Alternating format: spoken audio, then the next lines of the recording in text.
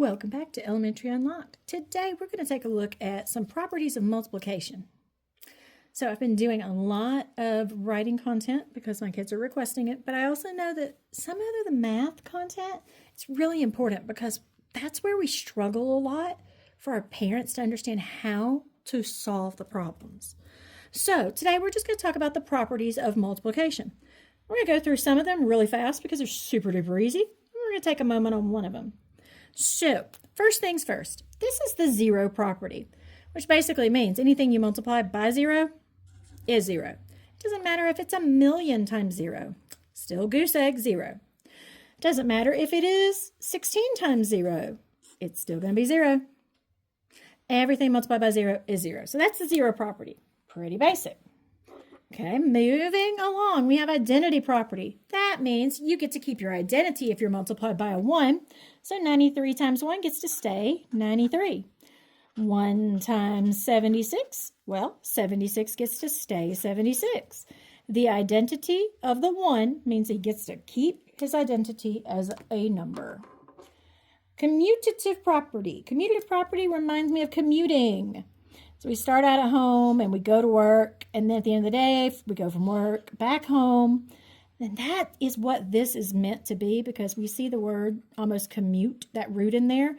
Commutative property means that 4 times 5 is the same as 5 times 4 going the other direction. It doesn't matter which way we do it, it is still 20. So this one basically is telling you if you can go forward, you can go backwards. So commutative. And our final one from the easy section. This one is associative property. Now, associative is like associate. You group together. So I tell the kids, this is like you and your friends on the playground. One day, you might decide you want to play with this person. But the next day, you decide, maybe not. Maybe today I'll go play with this person. You group up in different ways on different days. So, maybe this question could be done as 2 times 6 times 4. Maybe it could be done as 2 times 6 times 4. Maybe it could be 2 times 4 times 6. It doesn't matter. As long as those three numbers are the same three numbers, it doesn't matter what order we multiply in, we're still going to get the same answer. So, for example, 6 times 4 is 24. 24 twice is 48. Everything on here should be a 48. 2 times 4 is 8. 8 times 6, 48. 2 times 6 is 12. 12 times 4, 48 again. So the associative property is all about, it doesn't matter how you group the numbers up in multiplication, it's going to work. So just put them in any order. They're going to associate and group up. Now, we're going to turn the page for the hard one. This is every parent's least favorite. I'm just going to give you an introduction to it today, but I will try to get an entire video done for this one for you. This is distributive property. It is everybody's worst nightmare.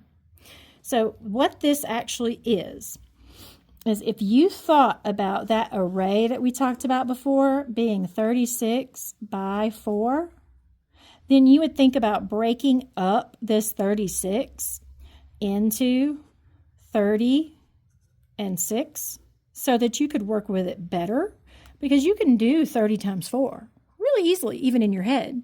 You can do 6 times 4 pretty easily in your head and add them up a lot more easily than you can do 36 times 4 when you're in the 3rd grade. So we break things up.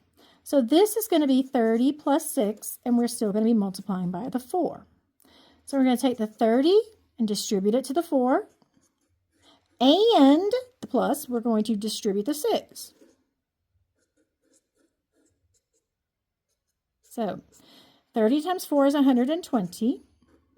6 times 4 is 24. So we're able to add that together and get 144 in this situation.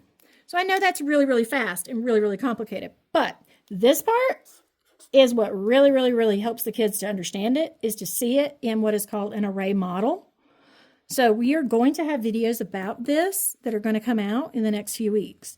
So using this distributed property and the array model, we're going to have a few different times that we're going to do it to make sure everybody understands it, because it is the trickiest of what we do in 3rd grade. All right, so as always, if you have any ideas of things that you need to see, you can send me a message. You can drop something in the comments. Be sure to leave a like, maybe follow along, see what else we're up to. And if you have any questions, just reach out. Thank you. Have a great day.